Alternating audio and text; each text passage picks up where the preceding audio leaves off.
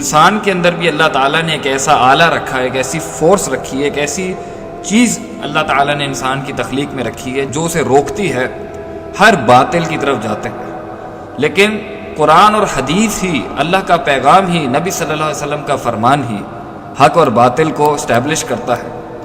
لیکن اللہ فرماتے ہیں ما کننا معذبین حتی نبعث رسولا، کیونکہ اللہ تعالیٰ عذاب نہیں دیتے کسی کو جب تک کہ رسولوں سے حجت قائم نہ ہو۔ اور یہی کام آج امت مسلمہ کے، وہ ایک دائی ہے۔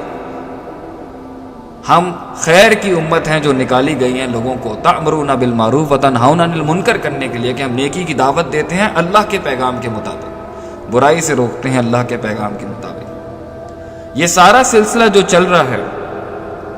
ان سب سلسلے سے پہلے بھی اللہ تعالیٰ انسان کے اندر اس جستجو کو پیدا کرتے ہیں،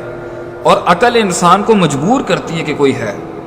یہ سب چانس، کوئنسیڈنس، اتفاق، تکا محض نہیں ہو سکتا کہ ہم آ گئے اس دنیا میں، کہ محض ہم آ گئے اس دنیا میں، نہیں۔ اس سب کے پیچھے ایک پلان ہے، ایک امتحان ہے، اور اس سے ہمیں گزرنا ہے، چاہتے ہوئے یا نہ چاہتے ہوئے، مانتے ہوئے یا انکار کرتے ہوئے، امتحان تو سر پہ کھڑا ہے۔ اب اللہ تعالیٰ نے قرآن کے اندر انسان کی عقل کو دعوت دی ہے کہ وہ ان چیزوں پر غور کرے، تاکہ وہ سمجھے کہ یہ کیسے ہو سکتا ہے کہ ساری ہوائیں، سارے کیمیکل، سارے ایلیمنٹس مل کے جب خود بخود موبائل نہیں بنا دیتے، جب کمپیوٹر خود نہیں بن جاتا، یہ آواز آپ تک جو پہنچ رہی ہے یہ خود نہیں آ رہی، یہ سب کے پیچھے کوئی سورس ہے۔ تو یہ پہاڑوں، سمندروں، درختوں، پھلوں، جانوروں، رنگوں، سیاروں، ستاروں، سورج، چاند، ان میں کوئی ان کا خالق نہیں، کوئی سورس نہیں ان کا، کہ رات چلتی ہے اور پھر دن آ جاتا ہے، سورج غروب ہوتا ہے اور پھر طلوع ہوتا ہے، طلوع ہوتا ہے اور پھر غروب ہوتا ہے، چاند طلوع ہوتا ہے اور پھر غروب ہو جاتا ہے، ستارے رات کو پھر نمودار ہو جاتے ہیں، سمندر اپنی نہج پر چل رہے ہیں، پہاڑ اپنی جگہ پر قائم ہیں، اس کے پیچھے کوئی نظام نہیں۔ اس لیے اللہ تعالیٰ نے قرآن کے مختلف مقامات کے اوپر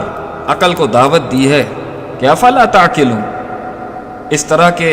آیتیں بہت آتی ہیں، افلا تعقلون، کیا تم عقل نہیں رکھتے؟ کیا تمہاری عقل قبول کرتی ہے کہ تم خود بخود ہو گئے؟ مگر جو حصہ آج آپ کے سامنے پڑھا جائے گا آپ کو سمجھانے کے لیے، میری اور آپ کی افہام و تفہیم کے لیے، وہ سورۃ النحل کا ہے، جس میں اللہ تعالیٰ نے بہت وضاحت کے ساتھ اپنی نعمتوں کو اور اپنے انعامات کو گنوایا ہے انسان کو۔ اس لیے نہیں کہ اللہ تعالیٰ کو اپریسیشن چاہیے، وَلَهُ الْحَمْدُ فِي الْأُولَى وَالْآخِرَةِ، اللہ کی حمد تب بھی تھی جب کچھ نہیں تھا، اور جب کچھ نہیں ہوگا تب بھی اللہ کی حمد ہے۔ الحمدللہ رب العالمین، وہ تمام جہانوں کا رب ہے، وہ حمد ڈیزرو کرتا ہے، کوئی نہ بھی کرے تب بھی اس کی حمد ہے۔ مگر اللہ تعالیٰ انسان کو یہ بتانا چاہتے ہیں کہ میں مہربان تو ہوں، رحیم تو ہوں، رحمان تو ہوں، مگر تو مان، اور اس میں تیرا ہی بھلا ہے۔